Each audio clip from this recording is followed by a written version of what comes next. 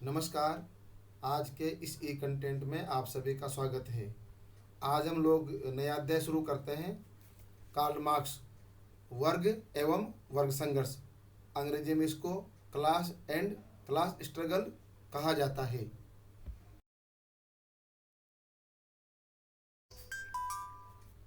इसके अंतर्गत अब हम कार्ल मार्क्स के वर्ग के संबंध में विचार का अध्ययन करेंगे। कार्ल मार्क्स ने वर्ग से संबंधित अपने विचार विशेष रूप से उसकी विश्वविख्यात कृति दास कैपिटल के तीसरे खंड के अंतिम अध्याय सामाजिक वर्ग में व्यक्त किए हैं।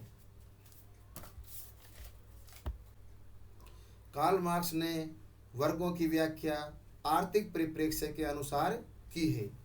आपने अपने वैज्ञानिक उद्देश्य के अनुसार उपर्युक्त तीनों वर्गों का वर्गीकरण आर्थिक संरचना के आधार पर किया है। कार्ल मार्क्स ने लिखा है कि मानव समाज का इतिहास वर्ग संघर्ष का इतिहास है। मानव इतिहास में मानव समूह हमेशा आपस में एक दूसरे से संघर्ष करते रहते हैं और मार्क्स ने इन्हीं संघर्षरत मानव समूहों को वर्ग कहा है। मार्क्स ने वर्ग की विशेषताओं का वर्णन भी किया है। आपका कहना है कि वर्ग मुख्य रूप से दो प्रकार के होते हैं। एक वर्ग शोषक वर्ग और दूसरा वर्ग शोषित वर्ग। ये दोनों वर्ग परस्पर विरोधी होते हैं। कार्ल मार्क्स ने मानव इतिहास के संदर्भ में विभिन्न कालों को ध्यान में रखते हुए कहा है कि सभी समाजों में हमेशा दो वर्ग रहे हैं जिनमें परस्पर संघर्ष होता रहता है, और आपका मत है कि शोषक वर्ग वह है जिसका उत्पादन के साधनों, उत्पादन के तरीकों तथा उत्पादन के संबंधों पर नियंत्रण होता है, और शोषित वर्ग वह है जो इन उपर्युक्त विशेषताओं से वंचित होता है। वर्गों के रूप में भिन्न भिन्न कालों में भिन्न भिन्न रहे हैं। आज वर्तमान युग में भी मार्क्स ने अनुसार दो वर्ग हैं। एक है बुर्जुआ वर्ग जिसको शोषक वर्ग कहा जाता है, और दूसरा है सर्वहारा वर्ग जिसको शोषित वर्ग कहा जाता है।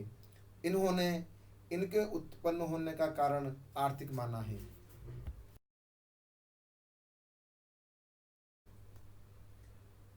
इसके पश्चात अब हम कार्ल मार्क्स के वर्गों के प्रकार के बारे में अध्ययन करेंगे। प्रारंभ करते हैं। कार्ल मार्क्स ने कम्युनिस्ट पार्टी का घोषणा पत्र में शोषक और शोषित आधारों को लेकर तथा मानव समाज के इतिहास के संदर्भ में वर्गों के दो प्रमुख प्रकारों शोषक वर्ग और शोषित वर्ग के विभिन्न रूपों का वर्णन किया है। ये दोनों वर्ग आपके अनुसार परस्पर संघर्ष करते हैं, और आपने इस बारे में लिखा है कि अब तक के सभी समाजों का इतिहास वर्ग संघर्ष का इतिहास है।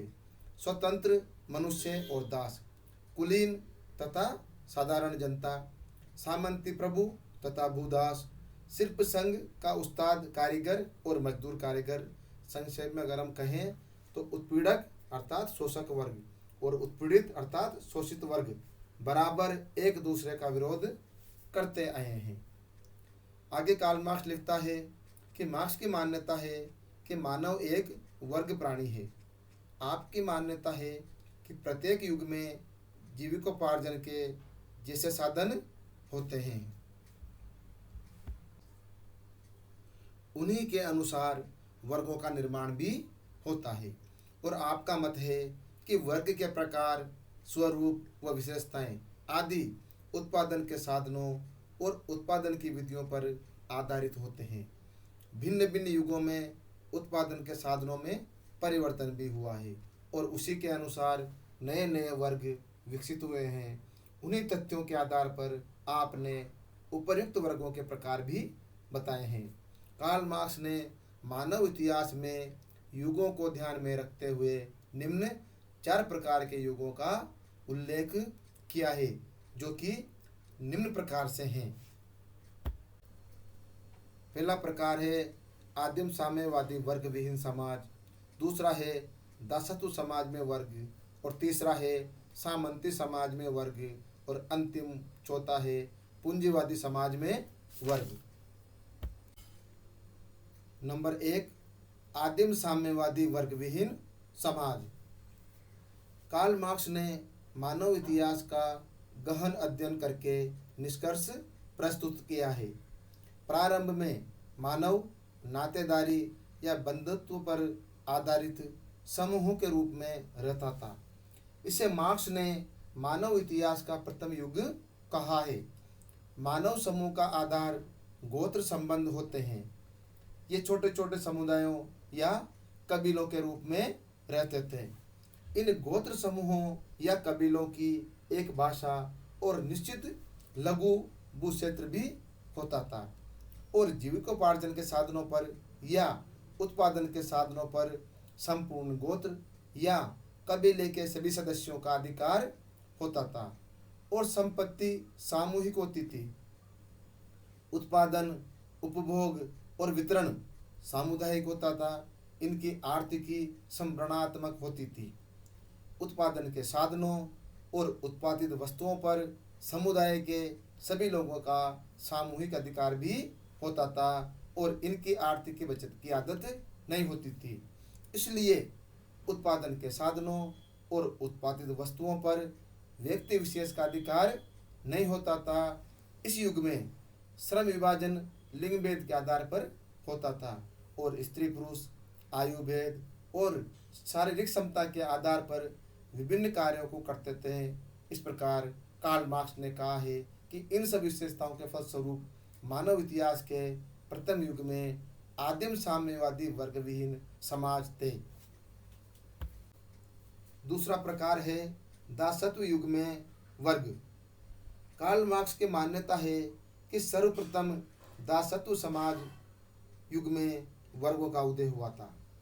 आपने वर्गों की उत्पत्ति की प्रक्रिया का निम्न प्रकार से उल्लेख भी किया है। आपका कहना है कि मानव इतिहास में धीरे धीरे भौतिक परिस्थितियों, उत्पादन के साधनों व व्यवसाय आदि में परिवर्तन हुआ।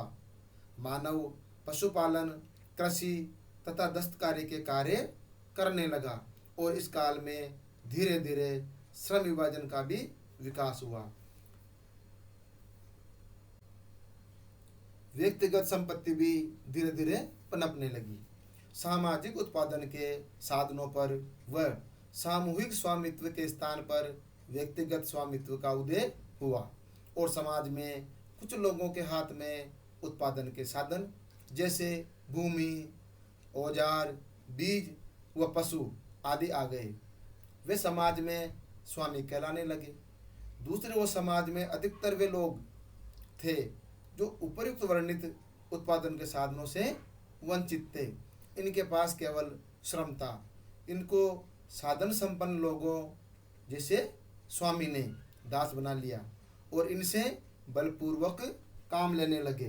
कार्ल मार्क्स का कथन है कि आदिम साम्यवादी वर्ग विहीन समाज धीरे धीरे दास वर्ग व्यवस्था वाले दासत्व समाज में विकसित हो गया। इस प्रकार दासत्व युग में साधन संपन्न वर्ग दासों को खरीदता था।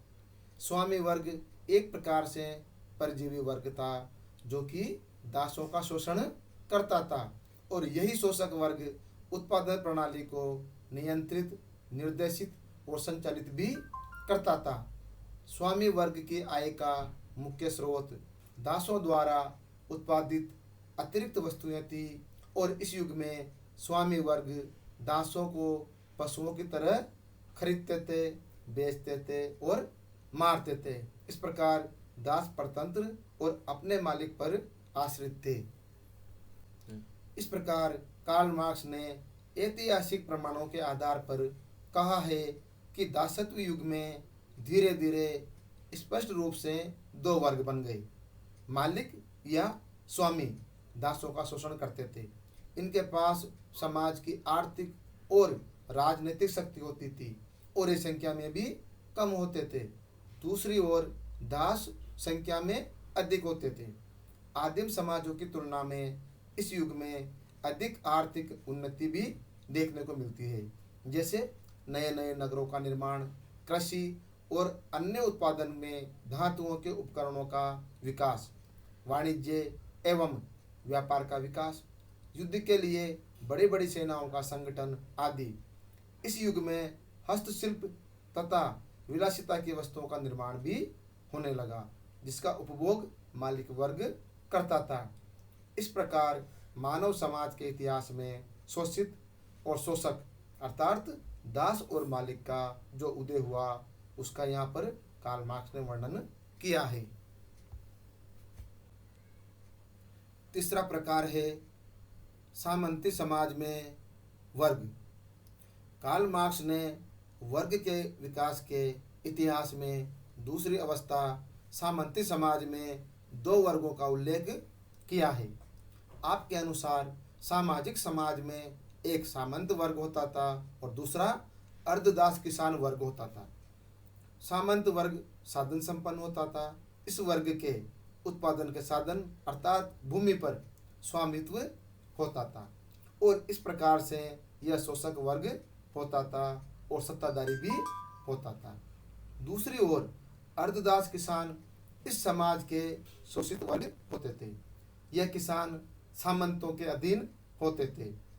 सामंत अर्धदास किसानों से अपनी भूमि पर खेती करवाते थे और सामंत वर्ग अर्धदास किसानों के श्रम का शोषण करते थे।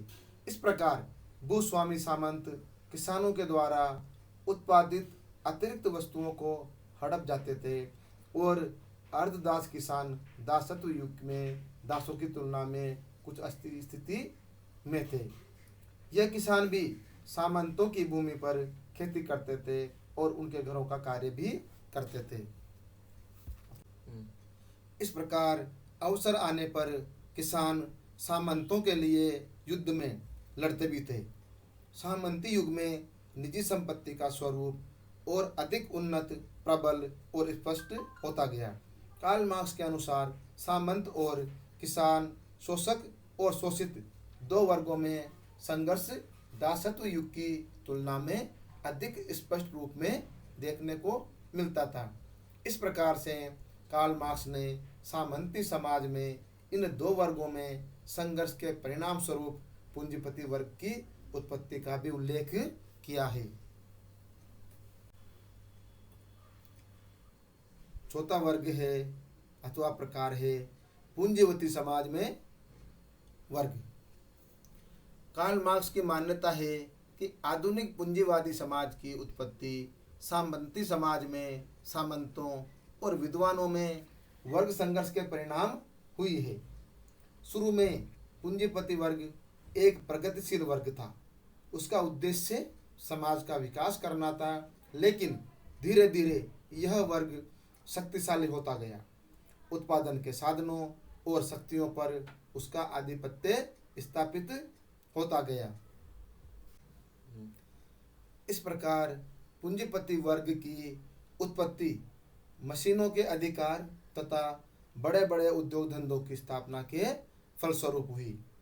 यहाँ पर कार्ल मार्क्स की मान्यता है कि जब समाज में औद्योगिकरण हुआ तो इससे समाज में पूंजीपति वर्ग एवं शोषक वर्ग बन गया और पूंजीपतियों ने श्रमिक से अपने कारखानों में काम करवाया और अतिरिक्त मूल्यों को भी हड़प लिया।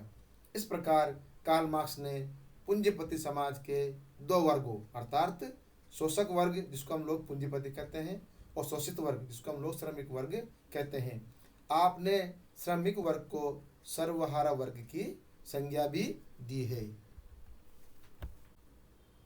इस प्रकार पूंजीपति वर्ग उत्पादन के साधनों व शक्तियों तथा उत्पादन के संबंधों को नियंत्रित, निर्देशित व संचालित करता है।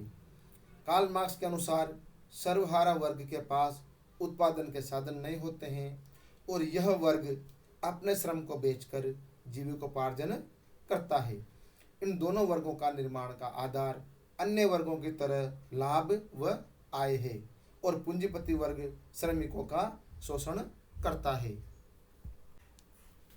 इस प्रकार से कार्ल मार्क्स ने अपना मत व्यक्त किया है कि मानव समाज के विकास के प्रत्येक स्तर में हमेशा दो वर्ग रहे हैं, जिनको शोषित वर्ग व शोषक वर्ग कहते हैं। दासत्व युग में शोषक मालिक थे तथा शोषित दास थे, और सामंती युग में शोषक सामंत थे और शोषित किसान थे। इसी प्रकार से वर्तमान पूंजीवादी युग में शोषक पूंजीपति, जिसको कार्ल मार्क्स ने बुर्जुआ वर्ग भी कहा है, और शोषित वर्ग, जिसको कार्ल मार्क्स ने सर्वहारा वर्ग कहा है। इन वर्गों में सदैव संघर्ष रहा है। तो बच्चों, आज हमने इस प्रकार से कार्ल मार्क्स के वर्गों के प्रकार के बारे में अध्ययन किया। धन्यवाद।